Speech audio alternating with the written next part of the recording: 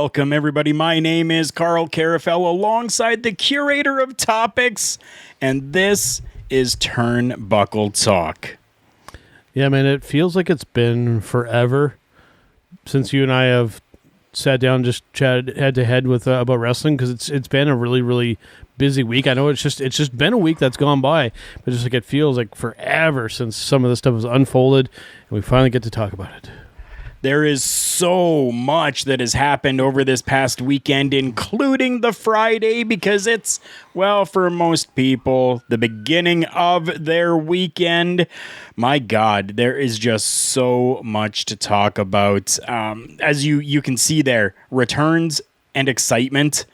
100%. I've said it before, I'll say it again. It is a good time to be a professional wrestling fan, no matter if you're watching the WWE, AEW, Ring of Honor, Impact Wrestling, NWA Wrestling, or any independent promotion out there. And you know what? Even New Japan Pro Wrestling, because they have been putting out some banging stuff as well. My goodness. Let's talk about, Joe, the biggest thing, the thing that literally broke internet websites. Yeah. We're talking AEW Rampage happening from Chicago, Illinois, where, yes, you are hearing this correctly, CM Punk has made a return to the world of professional wrestling and is with All Elite Wrestling. Mighty Joe, give me your initial thoughts on this, because I know we've talked a little bit about this before, but now that it's actually come to fruition, give me your thoughts. Dude, like, I could spend probably the next entire hour on this, but I will try and shorten it down if I can. Going into this, I mean, on here and other platforms I've been on, I think I'm not necessarily being really vocal about it is the right way to say it, but I was maybe a little skeptical about just like how this was going to kind of go and the impact and whatnot. But you know what, Karl? I love to be proved wrong as much as the next guy. And holy crap, was I ever proved wrong. And not necessarily that I was anticipating that I was going to fail, but I mean, it like exceeded like my wildest expectations. Like, not only, you know, he came out as CM Punk, we have the music, like the genuine emotion, not only from him, from the people on commentary, from the people there in person to experience it. I mean, you couldn't write a better debut sequence than this. Like, it's amazing what you can accomplish when you just say, you know, and I'm imagining this is how it played out backstage. Okay, Mr. Phil Brooks, CM Punk is here. All right, Tony Khan, he's probably there going, okay, so we're here. We know we have you. So you have approximately 20 minutes. You go out there and talk to the fans. I can almost guarantee you that's as much direction as he received. Oh, probably. Right? They said just go out there, be yourself, have some fun, and boy did he ever. Now, I have been pretty vocal with some other debuts that have happened here coming from WWE, because I've said, you know, that they felt like cheap pops or cheap shots.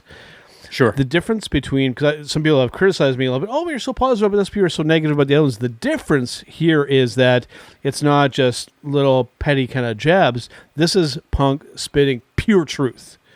I mean, he talking, like the real highlight of this promo was him saying, was it in 2007, I left professional wrestling when I left Ring of Honor. Then we're just bypassing all of the WWE stuff without mentioning it and just saying, okay, now as of August 20th, 2021, the day before Mighty Joe's birthday, he didn't mention that part, I'm back in professional wrestling. That statement alone there is like, it's a seismic shift over to this company. They have drawn a line in the sand and they said, okay, we are professional wrestling and these other people are what they are. Entertainment was my biggest takeaway from this. And like my inner professional wrestling fan to me smiling from ear to ear on that. Right? It's such I will predict that this of the 2020s, I guess, of this decade, that is going to be the most impactful moment inside of professional wrestling. All stop. You're right. I 100% agree with that. As of right now, since 2020 to 2021, this is the most impactful thing that has happened in the world of professional wrestling. Now, there are many critics out there as well. I will include Mr. Booker T, who was not a fan of this, thinking that CM Punk was simply out there just taking jabs at the WWE, when in fact, Mr. Phil Brooks, CM Punk, did not even mention the WWE in his commentary at all. So maybe in a roundabout, because he didn't mention the WWE, that's a bad thing in Booker T's eyes? I don't know, but he really didn't mention anything. I believe he said 2005 was when he finished with professional wrestling. Bubba Duke, thank you for joining us, my friend. I believe 2005 or 2007, I can't remember, because I was just so blown away by this itself that I can't even remember. What I do remember from all of this is that I was sitting there, the show started, I heard the music, but I didn't see him yet. So I'm sitting there going, I can't get my hopes up. I can't. And then I saw him and I freaking lost it. I lost it, dude. I was like, holy shit. He is actually there, which I didn't believe was going to happen. And then he mentions in 2005 or 2007 that he left professional wrestling when he left ROH, as Mighty Joe mentioned. And that now, and just two simple words, I'm back. Yeah. And that was the most impactful way that he could have done that. Just to say, I'm back. That's all he needed. Yeah. That was it. Yeah. Now, you can read between the lines on a good portion of that. I mean, clearly he is talking about the WWE without actually mentioning them, which is probably very difficult to do. Right. And a big takeaway too, like him saying, like basically apologizing for some of the decisions and whatnot. But he said, I had to make those decisions because staying where I was at, it was essentially a dead end. Like I'm paraphrasing big time here, but I'm just saying that I had to make a change because if I just stayed, I was just going to be rotting where I was at. Right, it was stagnant. Right. So just it's. Again, it's so much more than what I was anticipating. I was like, okay, if he debuts, great. And I think the really cool thing here, because I know a lot of people that I respect and everything a lot, you may have even said this as well, too, that they should announce that he's going to be there. And I'm so glad that they did, because a couple factors here, they didn't need to announce that. I mean, going into that night, we knew that he was going to be there, essentially. And I'm glad that they didn't actually say, poster, CM Punk will be here tonight. They kept that anticipation going right until the very moment that the music dropped. Right. And they maximized that reaction that they got. The last time that I heard it pop that loud was either when Stone Cold came out with the assist on Mankind, to win the title, like we covered on Turnbuckle Rewind, or Austin, again, recurring theme there, Austin maybe stunning McMahon in the middle of the ring. Yes. Those are I think the two loudest pops that I've heard up until now. Like that literally, like it sounded like every single person in that arena, like before the music even hit, like the CM Punk used to there. It's almost like they willed him to appear. And then and then holy shit, he appeared. Like it's again, like you, I had my doubts. And I was like, are they going to swerve and do something stupid and like MJF or somebody comes out? Boy, am I ever glad that they didn't. That was exactly my thoughts too. Later on, if you're going to do something with the two of them, then maybe have MJF come out to his music and be like, it's me, mofos, or something like that. But and a nice thing too with the couple of things I want to really hit on is they kept the good feeling going through that whole show. The next match, putting the Lucha Express over, the Jurassic Express. Jurassic Express, yeah. Put them over, and just they kept that good feeling going through the whole night, and that 1 hour show, man, they crammed quite a bit into that 1 hour. I've said that before. I was a big fan of NXT when they had that 1 hour runtime, and with Rampage in that 1 hour, man, I gotta applaud them. That was absolutely fantastic. And I mean, that debut, like I could keep repeating it for the next entire hour here. It was executed to perfection. You're talking about CM Punk, and thankful that they didn't announce that this was going to happen. I as well am thankful that they did not announce that he was going to be there. Even during the press conference that he had afterwards, CM Punk and Tony Khan, somebody had asked, how did you keep this such a secret? And you saw CM Punk kind of go, and then he goes, yeah, this was the worst kept secret of the century, right? Because it definitely was. Everybody knew that this was going to be happening at some point or another, especially with all the little hints that were being given throughout continuously. I mean, you take a look at, even Kenny Omega was doing it, right? Like Chick Magnet shirt and Cookie Monster shirt, right? Those simple, really simple little things there. And then Darby Allin as well, talking about best in the world. Yeah, it's absolutely fantastic. And I'm loving this, and I'm going to get your take and your thoughts on this. I am loving that the very first thing he's going to be doing is a program with Darby Allin. I absolutely love this because, well, Darby Allin really doesn't have anybody to feud with right now. Everything that he's been doing is kind of ended. And now we're gracefully moving him on to another platform and another program. I absolutely adore that they have been doing that. They aren't just continuously going with the same. This is going to sound really bad, okay, but I don't mean it in a bad way. We're not continuing on with the same, Samoa Joe, AJ Styles matches or Kevin Owens, Sami Zayn matches over and over and over again. Although every time that those four competitors are in any type of matchup, it is absolutely banger. Yeah. Okay, but we're not continuing with that with AEW. It has been just moving on to the next and moving on to the next. And I absolutely am thrilled that they are doing it that way. Mighty Joe, give me your thoughts on CM Punk starting a feud and program with Darby Allin with Sting. Yep. It was like a beautifully transitioned between what he was there to say and then literally pivoted over to Darby Allin calling him out, and then him and Stinger up in the rafters. Again, a great choice for this first run.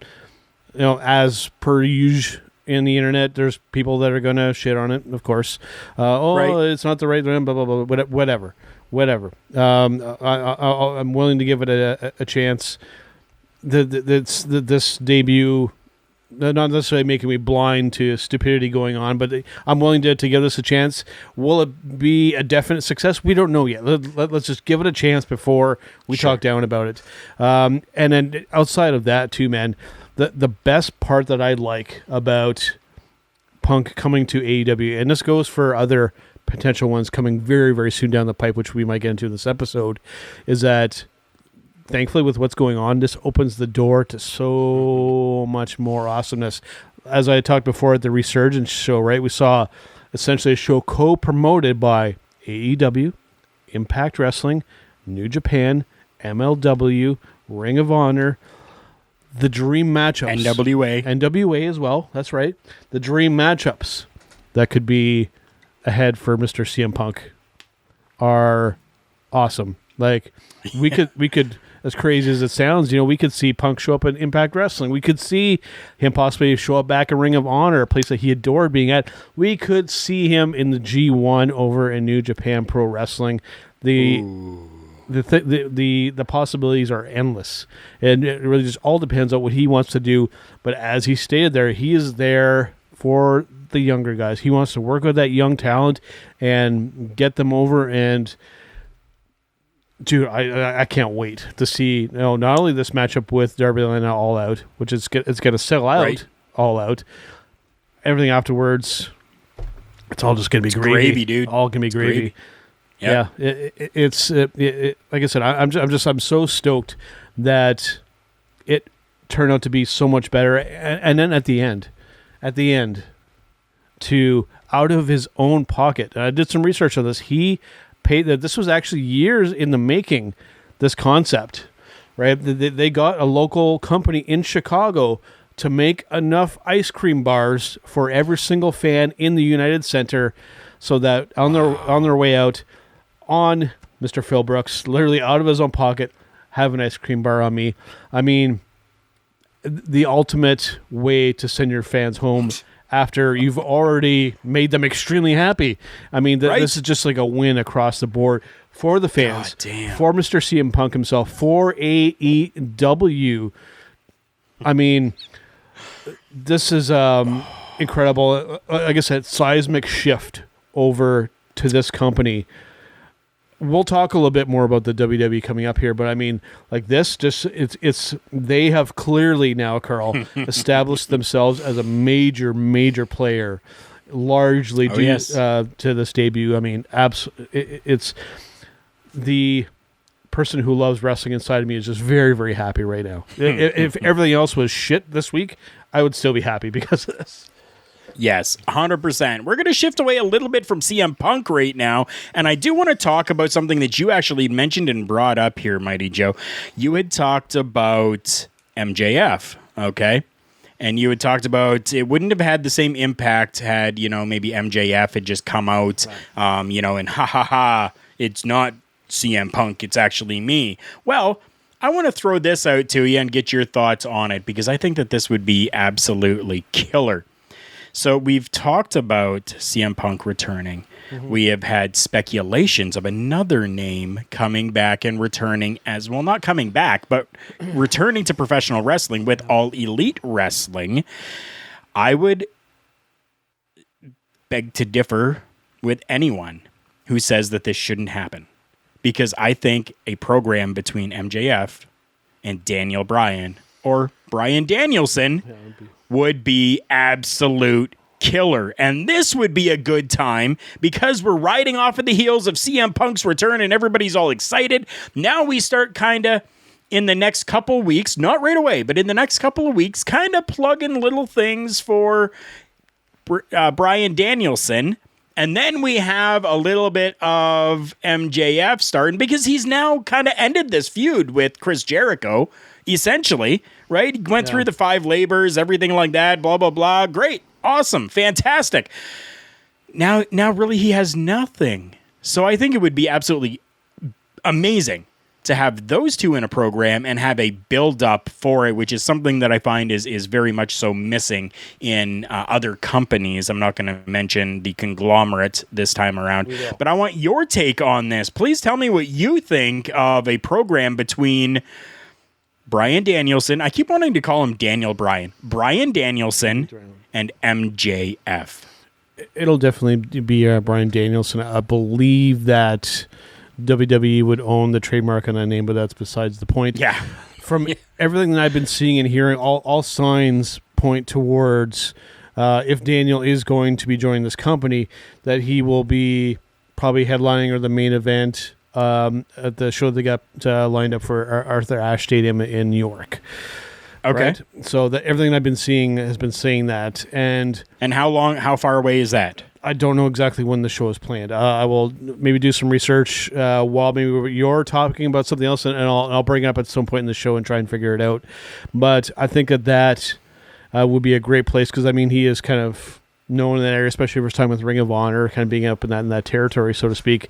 But yeah, I mean, not only with MJF, again, with all these partnerships, the dream matchups for Daniel as well, like to do stuff in the NWA, to do stuff in Impact Wrestling if that's so is to his choosing, MLW as well, and of course, I would absolutely love to see Daniel make a run through the best of Super Juniors in New Japan, like Hiromu Takahashi, El Desperado, Zack Sabre Jr., Minoru Suzuki, and what have you. I mean, just it's incredible that it's I'm even able to say that now as even a remote possibility.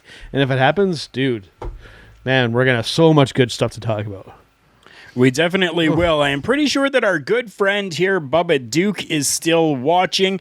Take a look there quickly for me, Mighty Joe, and see if you can find when that is going to happen, when the supposed Bryan Danielson is supposed to be making his appearance with All Elite Wrestling. Bubba Duke, I want to hear from you and anyone else that is watching and listening right now.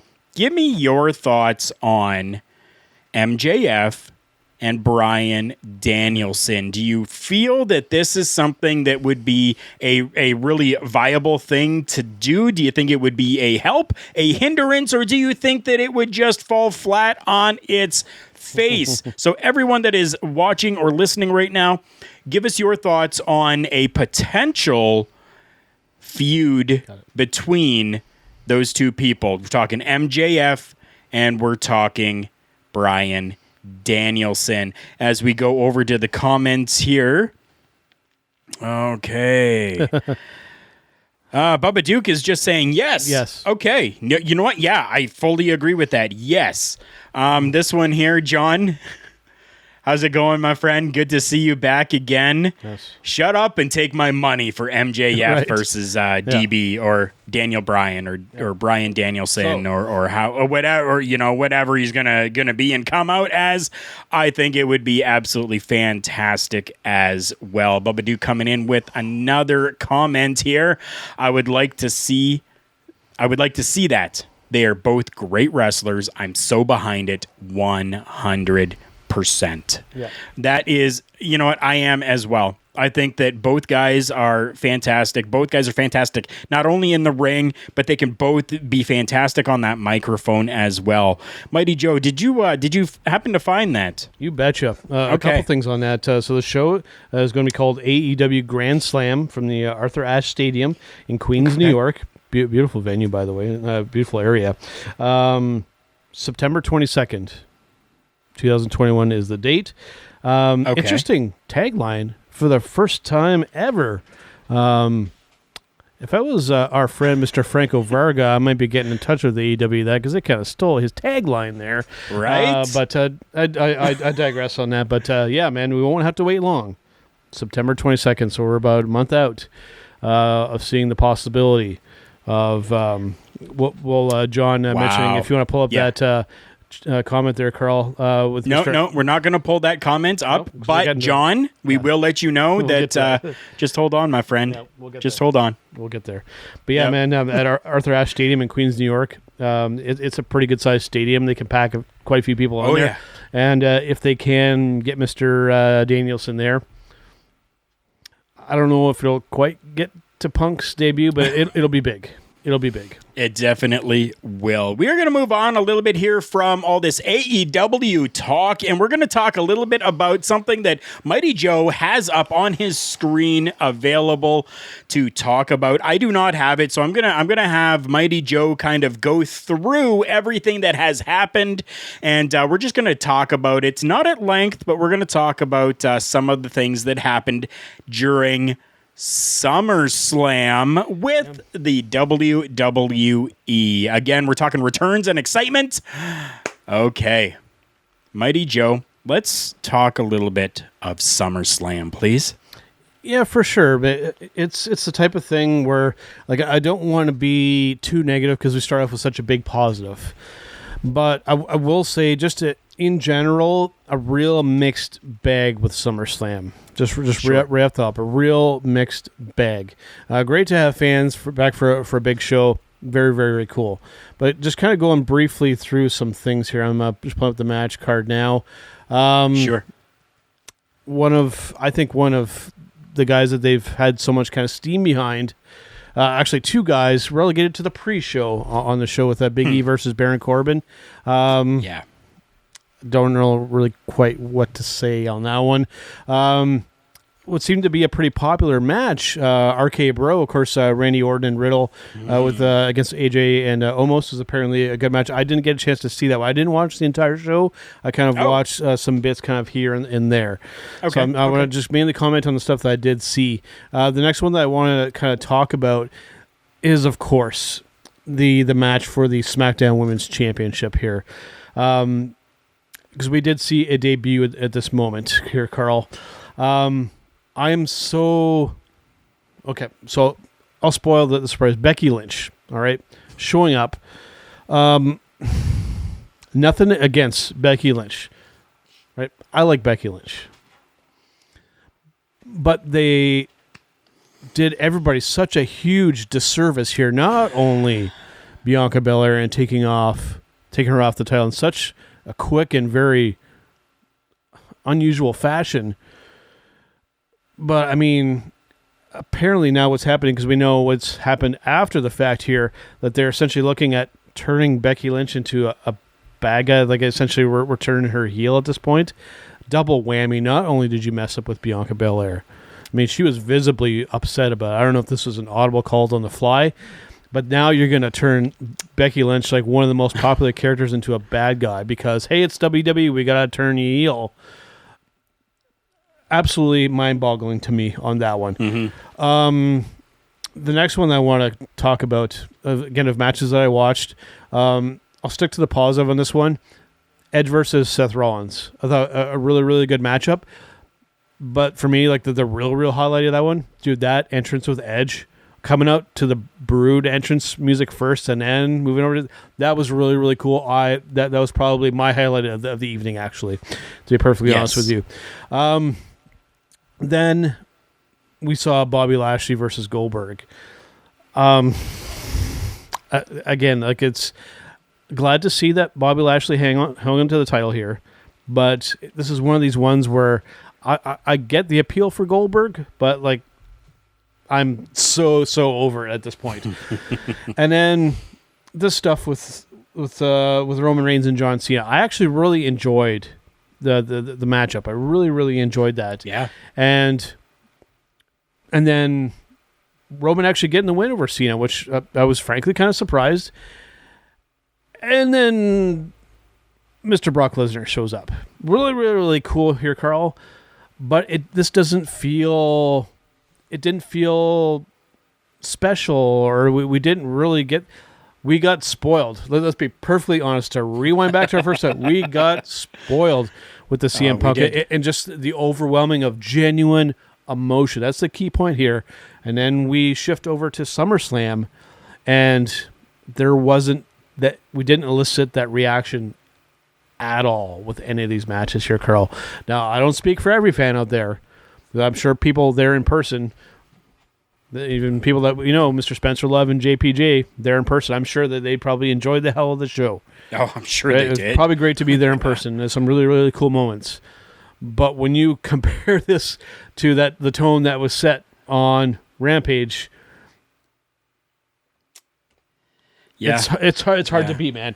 And it's like I don't want to guarantee that because I don't know, but I'm willing to bet, Karl, that Brock Lesnar was a last-minute addition to this. That they saw what happened. Possibly. They saw what happened over there in Chicago, and they went, okay, I'm hoping that this is the case. They saw that, hey, we need to bring one of our big guns here. Of course, Brock Lesnar, to be perfectly honest, one of the biggest draws in professional wrestling. Not going to take that away from the dude. No, true. Yeah. But it didn't feel special because, again, we've seen this over and over again, right? This debut with CM Punk, this is the first time that we saw that, right? And again, I'll be repeating myself, but just the whole pomp and circumstance, they're just absolutely fantastic.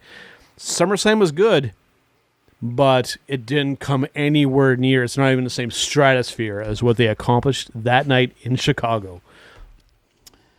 Very true. I will go through a little bit of SummerSlam here. First and foremost, I hope that our friends Spencer Love and JPJ maybe took a notice at how many Lily dolls were out there in the crowd because news that I have been seeing and reading is that if possible sales of the Lily doll were not up there, that they may have looked at taking that character actually away.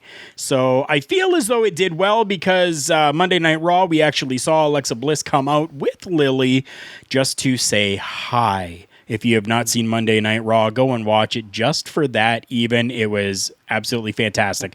But again, maybe a little impartial because I am an Alexa Bliss fan.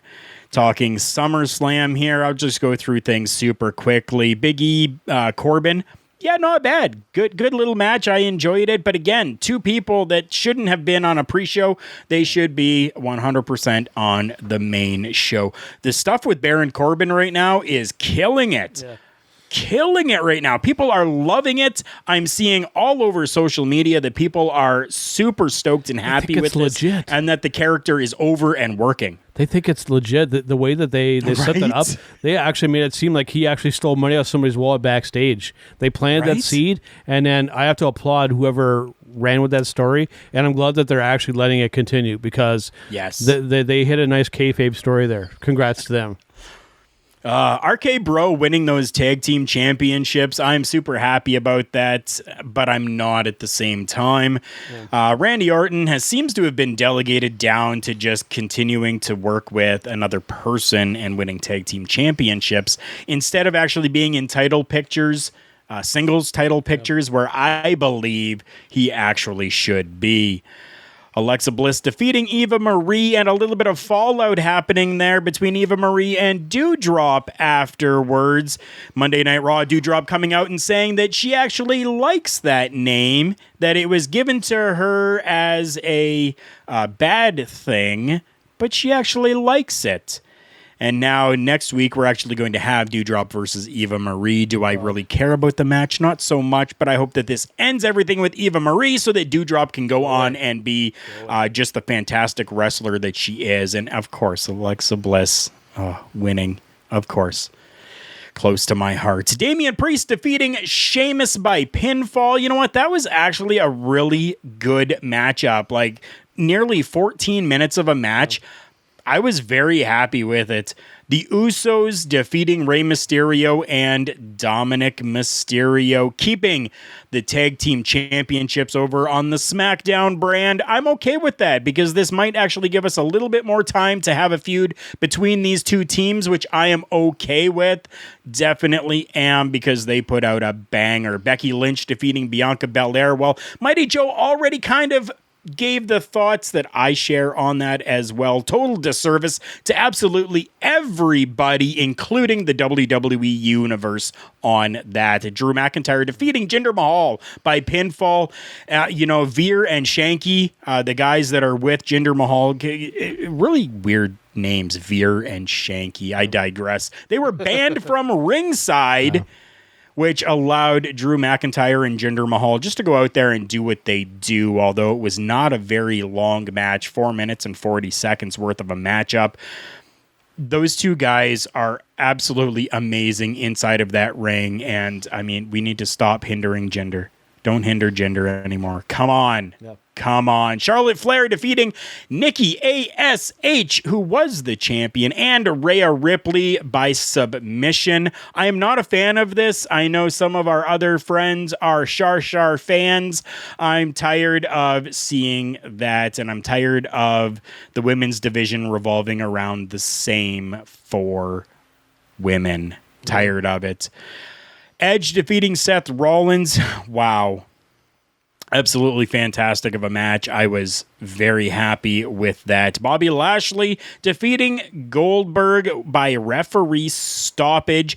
This, to me, really built up Bobby Lashley to be that monster, to be that guy that can take out Goldberg, the man who has 3 holds, yet defeated everybody on his pathway, and he took him to a bit of a limit, only a 7-minute matchup, but referee stoppage. Yeah. He essentially took him out. Roman Reigns with Paul Heyman defeating John Cena. If Roman Reigns had lost, he would have left the WWE. I hate those stipulations because you and I, Mighty Joe, both know, as well as everyone else knows, that there is no way Roman Reigns was going to be leaving the WWE for any reason. So we knew that John Cena was not going to win this matchup. And Roman Reigns won by pinfall. Now you talk about Brock Lesnar coming out. I am super happy about this, as I am a Brock Lesnar fan. And the dynamic that they have now between all of this with that third person, Paul Heyman, we can see some amazing stuff coming from all of that. There we go. That's it. That's it. Quite a bit to digest there. Yeah, there was. I was reading it off of another screen, so I don't know when Bubba Duke there put boo and just a sad match. I don't know which ones you're talking about there because I wasn't looking at the screen. I don't have a second screen to look at so I apologize. I'm going to assume for Mr. Bubba Duke here that the sad match was likely Lashley and Mr. Goldberg. Could be. Yeah. Could be. Very well be. Yep. I am not sure. Yeah. There's the highlights there for SummerSlam. So I think we're going to move on once again and go back to some speculation and some AEW. Before that, though, Bubba Duke saying yes. So, Mighty Joe, you were correct. You were correct. So I need to kind of understand what you're meaning by this. And I'm okay, a little bit of background for everyone, a little bit of behind the curtain. You come on with us back to Gorilla for a second. So what I have written down here is, how would you book an Adam Cole ghost angle in AEW? I have absolutely no idea what the hell you were talking about. Mighty Joe, explain this one to me, please, so that I understand. So just to rewind the clock for everybody, when Mr. Marty Scurll joined the Bullet Club in Ring of Honor, they summarily removed Adam Cole from the Bullet Club and essentially murdered Adam Cole. That's where this is coming from. If Adam Cole is going to come back with the Elite being involved, you got to explain why he's not a corpse. So you book him as a ghost? What do you do, right? This is the only thing that could make his move over to AEW tricky creatively wise, because how do you explain that he's alive? Because they killed him on his way out the door. That's where I'm coming from here. So having said that, I guess you gotta, if you're gonna stick with the creative that's been established, you gotta tease some vignettes of him being, I guess, a ghost, and then you gotta figure out some way to bring him back to life so that he can actually wrestle. This is the conundrum that is likely why we haven't heard yay or nay on this move yet, because this creative stumbling block, it could be what keeps him in WWE, Karl. No. Yeah, I think I made a valid statement there. You definitely did. Yeah. But let me rebut this just for a moment here. So, okay, everybody, you're gonna hear Karl Karufel here. He's gonna come up with a Adam Cole ghost story angle on the spot. Go. No, I am not. Okay. Here is what I am talking about. All right. So, where did all of this happen with Adam Cole and the Bullet Club? That happened over in New Japan Pro Wrestling, correct? I believe it was a Ring of Honor. It may have been a show co-promoted with New Japan Ring of Honor. Ring of Honor, New Japan. Yeah. Okay. So, people have been seeing Adam Cole in the WWE. So they know he's not dead. Now, the majority of the WWE fans aren't really privy to what has happened over in Ring of Honor or New Japan. So we really don't have anything that we need to kind of fix with that because, well, people really, I even forgot about that storyline. I even did. And I am somebody who was watching being the Elite all the way through the whole YouTube series, has watched New Japan, has watched things that the Bullet Club has done, and I forgot about that. As somebody who watches a multitude of different professional wrestling shows. So now you take these people who have only watched one or maybe two different professional wrestling shows, and namely right now, most of them being WWE and AEW. Those are the two that most people are watching right now. So it really, I don't know. So I totally get what you're saying, though. For us, hardcore fans that actually remember, I'm sorry, too many concussions over my careers. I forgot about it. But you do really make a good point. I don't know. Because, you look at what does every Adam Cole fan do when he comes out? Does the baby thing? That's straight from Ring of Honor. I can guarantee you a lot of Adam Cole fans, even inside the WWE, remember him getting killed on the way out the door with that. But I digress on that. So I'm going to attempt to come up with a Adam Cole ghost angle here. So bear with me while I go down this path of stupidity potentially here, all right? Okay. So Adam Cole does a gaming Twitch channel. I believe even part of it is his WWE deal. That could be something that he may have to give up if he's actually going the other direction. So Among Us is a very popular video game currently being played on Twitch, even over on Love Wrestling on our Blowing Off stream. It's one of our more popular games. When you play Among Us and you get killed, you can continue to play in the game as a ghost. You can even do strangely enough, some physical tasks when you're a floating corpse. Like you can still do electrical wiring. I don't know too many ghost electricians, but maybe they exist. So maybe if you wanted to really be goofy, this would be right up being the Elite's alley, by the way, is I guess you have him being a floating Among Us Adam Cole character, and that's how you bring him back. I don't know. I'm reaching for stuff here, but that's the only. That's plausible. That's the goofy angle. I guess the only, like I said, it's a creative stumbling block. And I don't know if it's what could derail a move over to AEW, but it's a hard thing to get past because, people who are really true Adam Cole fans have not forgotten that moment, right? When Marty came in, they took him out in devastating fashion. So it's tough. But regardless, having said that, I hope that they find a way, or you just ignore it and just bring him back. And then, but having said that, despite all that, I want to see him in AEW because, again, for the same reasons with Punk and Daniel, the matchups that Mr. Cole could have across the promotions that are involved here, and like MLW, put him in there with Jacob Fatu. Do stuff. He could go back and do some stuff with Ring of Honor if he wants. And again, New Japan, right? To see Cole maybe in the G1 or the Best of Super Juniors. You would have me. I would be overjoyed, to say the very least. To put it mildly. So Bubba Duke chiming in here. He's saying, bring him back from under the ring and have him take out the Elite. Yeah.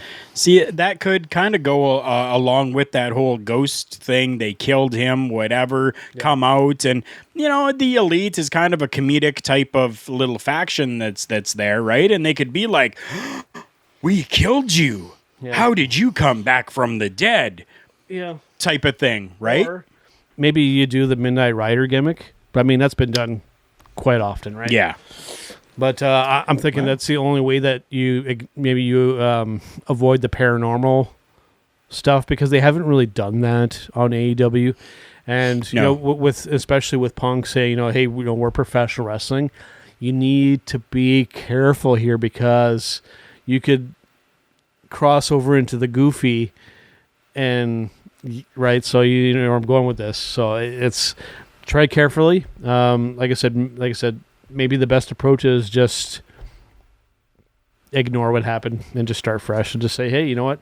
None of that happened, and here he is. I don't know. Like I said, it's a tough thing now that I've actually spent some time talking about it.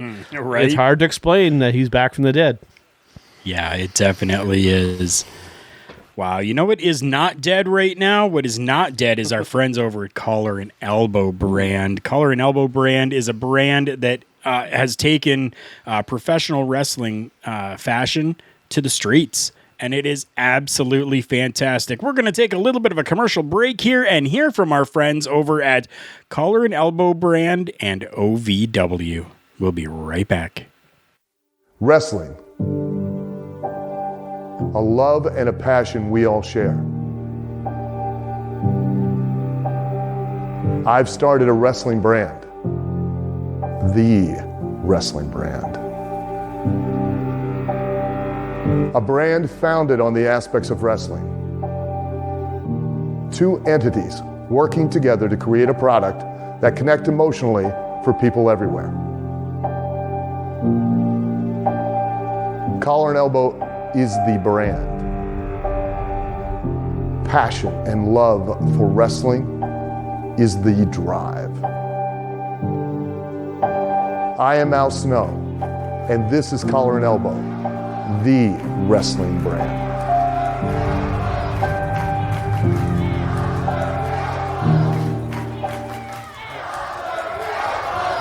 The dictionary defines hero as a person who is admired or idealized for courage, outstanding achievements, or noble qualities. Being a hero in life is far more than words printed on a page. It takes an unwavering code, a compass that points true north, always. And in times like these, it takes sacrifice. Hero shouldn't be a word defined by a dictionary. It's a word that should be defined by the best of us. Hero has a new definition. Hi, my name's Barry Ratcliffe. You might recognize me from such films as The Longest Ride or Ted 2. Now, as a successful actor, I have 2 planes, a supermodel wife, countless exotic cars, and a ton of cash. You might think it couldn't get any better than this, but you'd be wrong. For only $4.99, you can get OVWWrestlingNetwork.com. That's OVWWrestlingNetwork.com for only $4.99. Now, will your life be as good as this? No. Will it be better? Yes, and I guarantee that. That's not valid anywhere. OVWWrestlingNetwork.com is only $4.99. Tomorrow's yesterday is today. Prices so low, they're insane.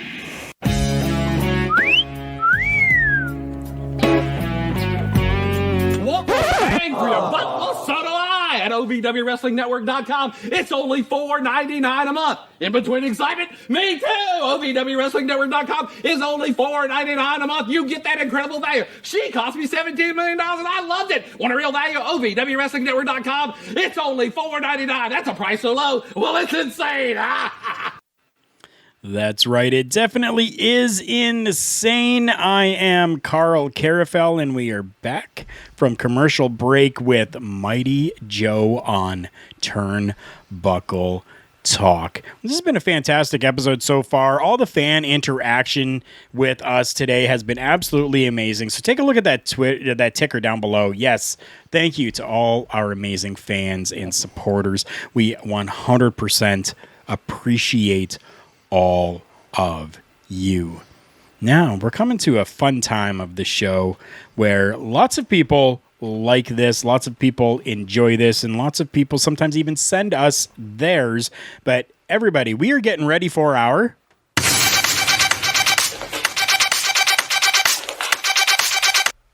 match of the week. Mighty Joe, I'm going to let you go first on this one here. I know that there has been a lot of professional wrestling that has happened, essentially an entire full week. Literally, from last Monday to yesterday's Monday, there has been a plethora of professional wrestling. What was your favorite match of the week? So a little bit different for me. I'm going to pick a quick honorable mention and then give my actual pick. My honorable mention will go to Ilya Dragunov and Walter from NXT TakeOver. They put on a fantastic match. For me, though, my match of the week will probably largely come as a surprise to listeners and viewers and Karl alike. Mine is coming from AEW Rampage from Chicago, and I'm talking, I am not a tag team wrestling aficionado, so to speak. But the matchup between Private Party and the Jurassic Express immediately following CM Punk kept the audience's attention after all of that pomp and circumstance, and they put on a really good, solid tag team match that didn't disappoint, and for that reason, it gets my pick for this week. Fan-freaking-tastic. I do agree that matchup from NXT, simply amazing. I hope we get more, to be honest. I hope we do. Walter and Dragunov, man alive. Dragunov's a warrior. Killing man. it. Dragunov's a warrior. Yeah. Just killing it. I love it. And the size difference between the two of them really didn't make any play or factor in it at all, it seemed like. It's because, I mean, like you said, Dragunov is a warrior. 100%. So it felt very legitimate. My pick for match of the week is coming from AEW Rampage as well. Ooh. Guess what, Mighty Joe? Is it the same one?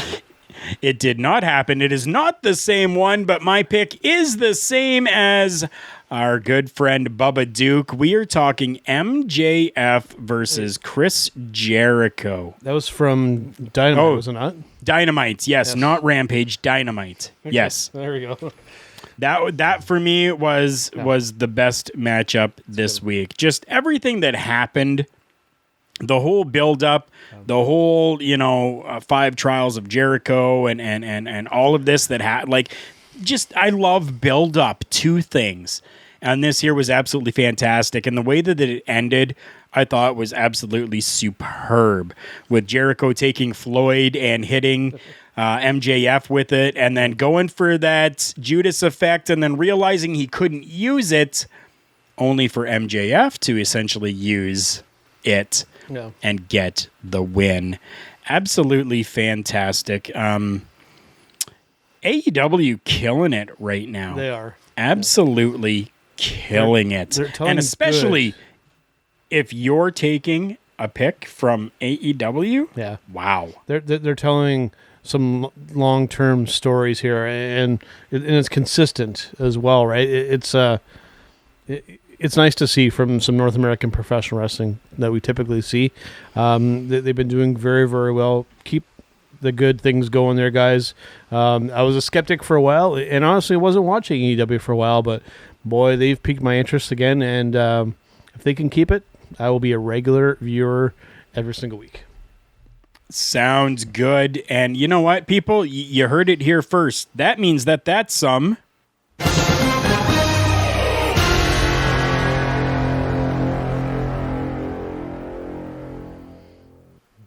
breaking news right there on Turnbuckle Talk. You heard it first.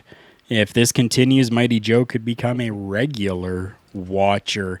I have a little bit of breaking news to talk about here.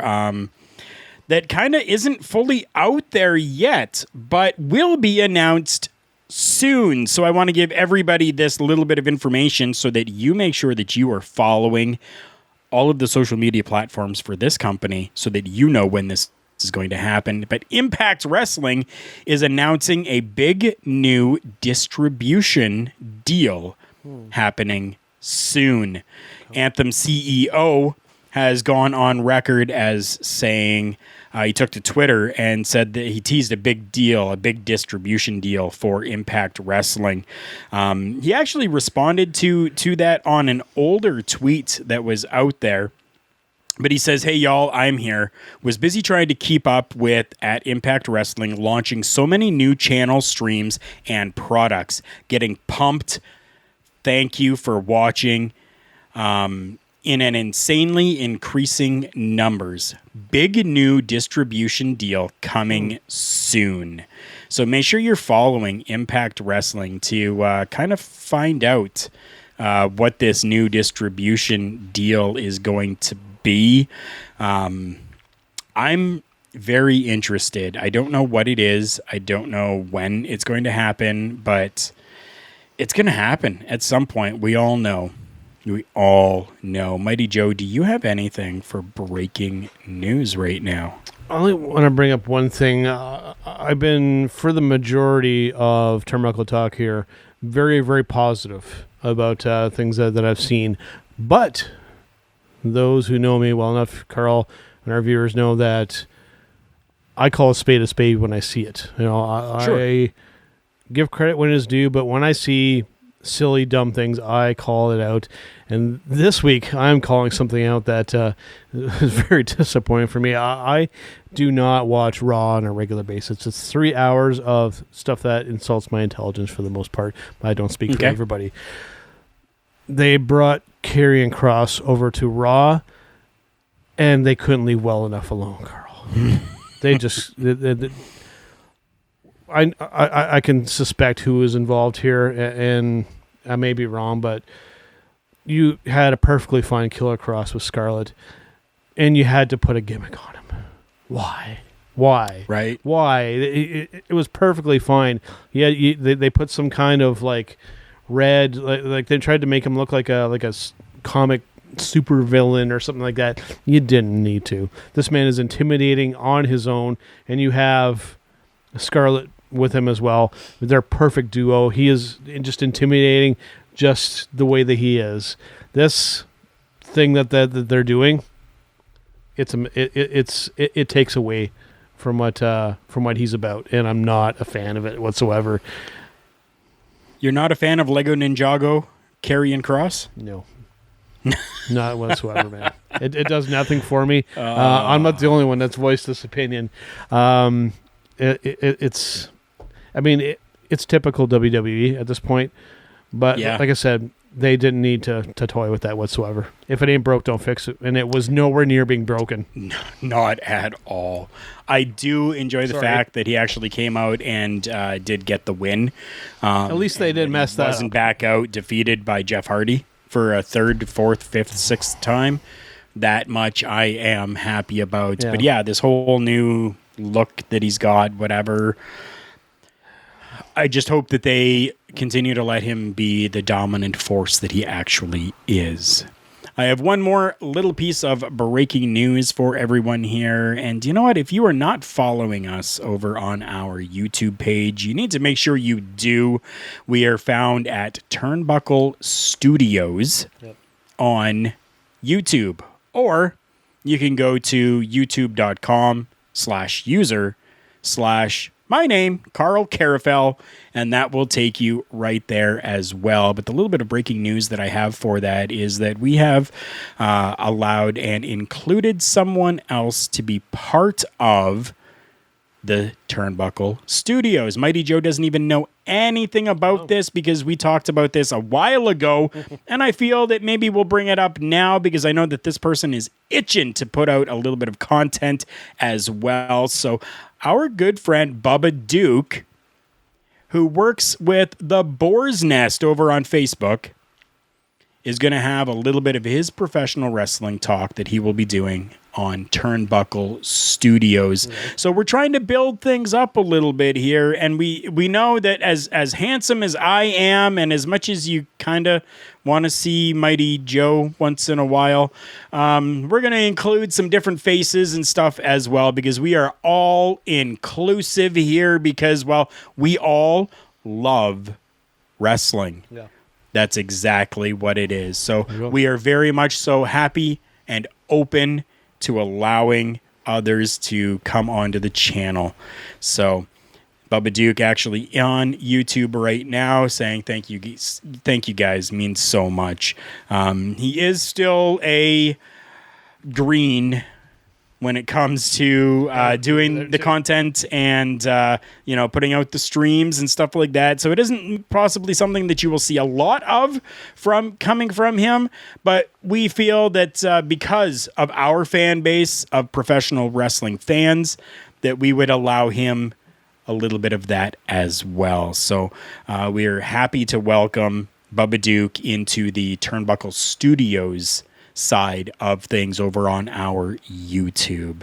So that's what I have for breaking news this week.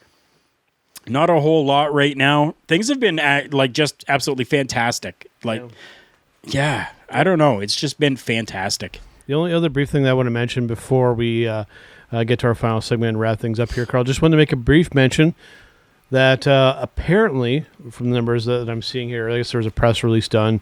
Looks like it may have been today, actually, that apparently this past SummerSlam was the highest grossing SummerSlam of all time. That Wow. It's the most profitable one of all time. I would not have called that. Me either. So there you go. I definitely would not have. There we go. Highest grossing. Definitely we will have to see. Before we go to our last segment here, let's say hello to our fans over at Dr. Pepper. Thank you so much. They don't sponsor us, but absolutely love anything Dr. Pepper. I'm going to have a little drink, and then we're going to get on to our last segment here. Thank you, Dr. Pepper. Thank you so much. Get in touch. Yes.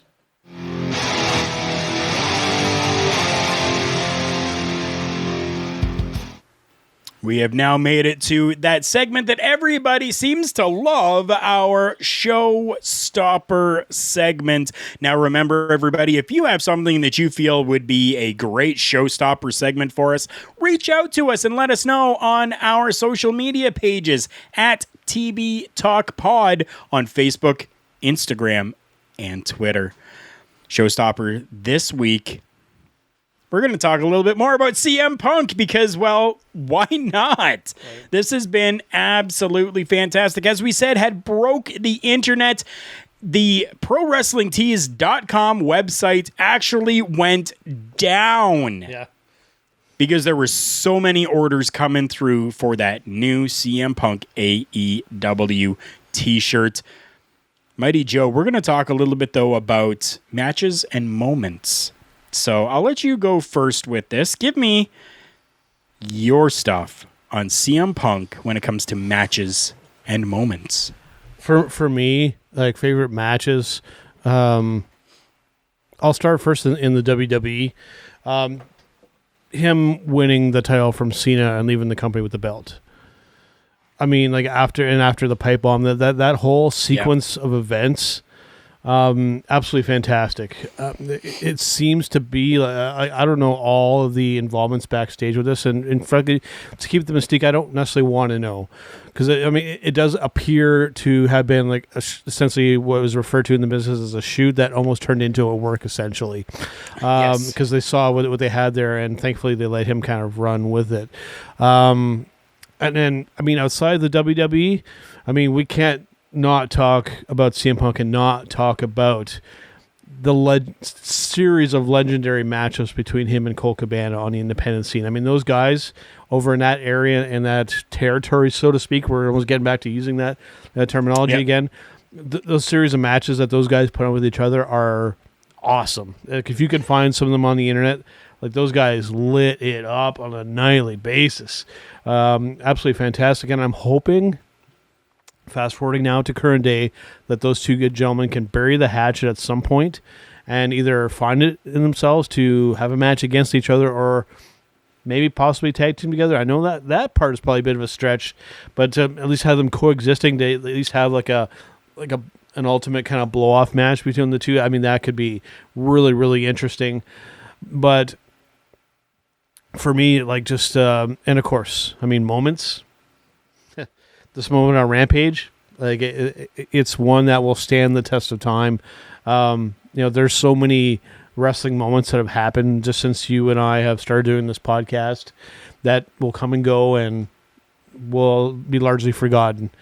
This moment is not one of those moments. This is something that will be fondly remembered for a long, long time. And I'm just so glad. I'm repeating myself, but I'm going to say it again. I'm just so glad that it worked out and it's benefiting this company. It's given them a real shot in the arm. You can see that he is happy and doing what he wants to do again. Just say it's a win universally across the board. That's even more so of what I'm saying. That's what makes it cool. It's just like across the board, everybody wins. And it's just cool to be able to even say that that's the case. So again, just the matches. Another one I want to make mention of too before I start rambling too much and not give Karl a chance. I just want to make mention to the match with him and Undertaker is one that's notable as well, because I mean he did very well there too. That program, it was edgy, and they did some cool stuff there. And the fact that he was able to hang with the Undertaker is something that cannot be downplayed. Definitely not. I mean, moments. Of course, all the big ones come to mind, right? The pipe bomb, this one that happened on Rampage, of course, they all come to mind. I'm going to focus on 2 matches here quick before we go. We're already over that 1 hour mark, and it doesn't even feel as though it has been an hour, but I'm going to talk about 2 matches. We're going to talk about WrestleMania 28. WrestleMania 28, CM Punk versus Chris Jericho. That for me, absolute great match. If you haven't seen it, go and see it. I absolutely love that matchup. The second one here, all the way back from 2004, we're looking at Samoa Joe versus CM Punk 2. Okay, so this one here largely credited with actually putting both CM Punk and Samoa Joe on the indie wrestling map. I hate using that word. The independent wrestling map. Their second matchup, they had 3. This was the second of 3. Absolutely crazy. Even earning a 5-star rating from the Wrestling Observer. That's something that really doesn't happen very often. Just doesn't really happen. Yeah. So 2 matches right there.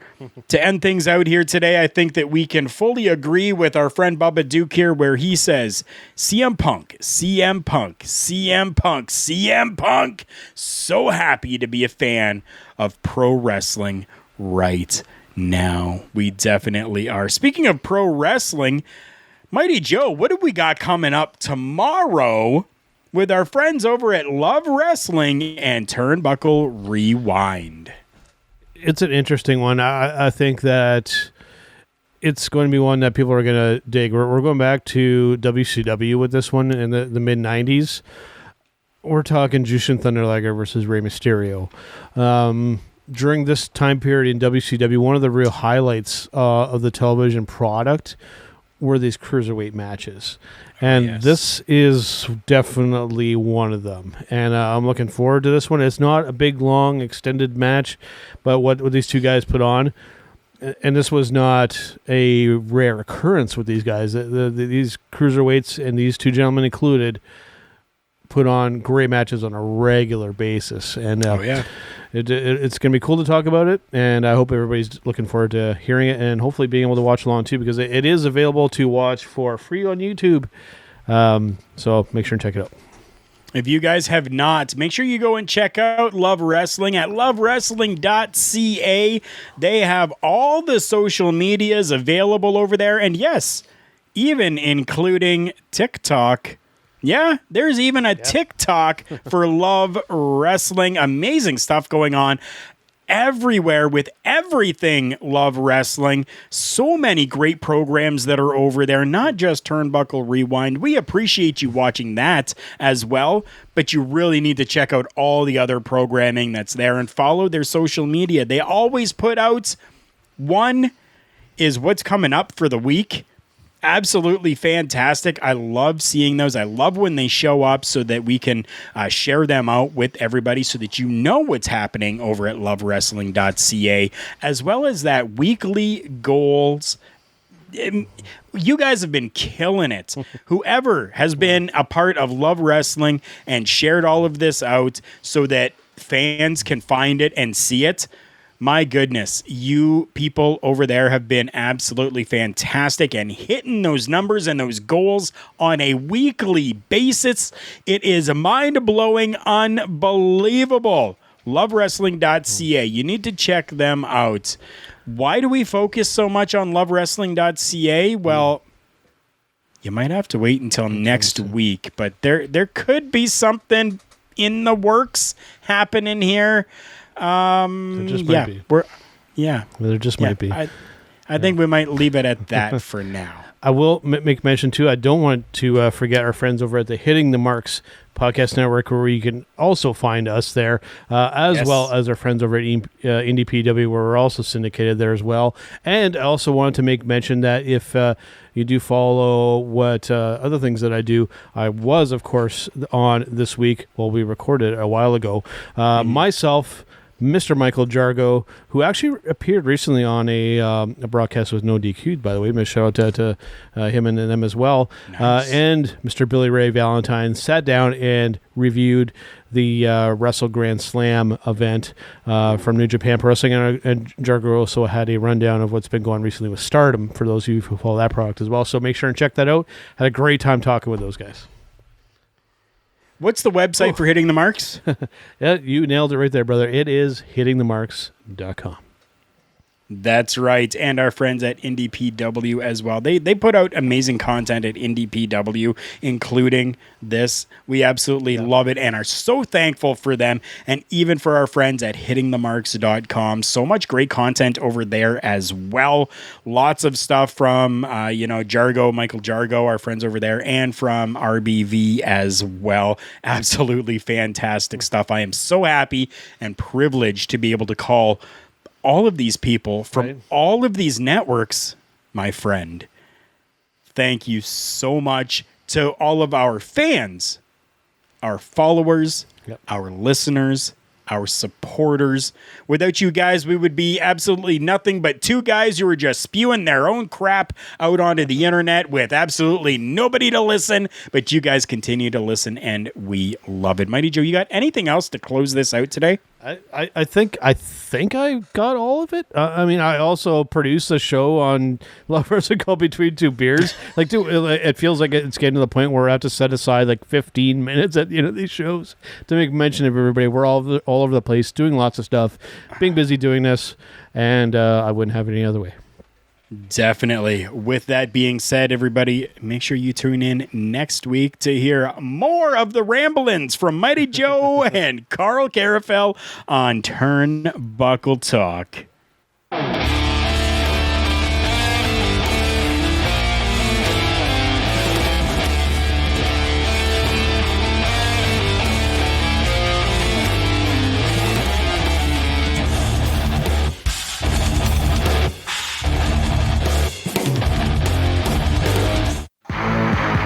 It's me. It's an honor to be the beat. As you can tell in the background, we are out celebrating. That is what we do here at hittingthemarks.com. And I invite everyone to continue to tune in to Turnbuckle Talk, but check out all of our other shows. We have weekly content, especially lit up by the flagship show. You can find that all at hittingthemarks.com. Run.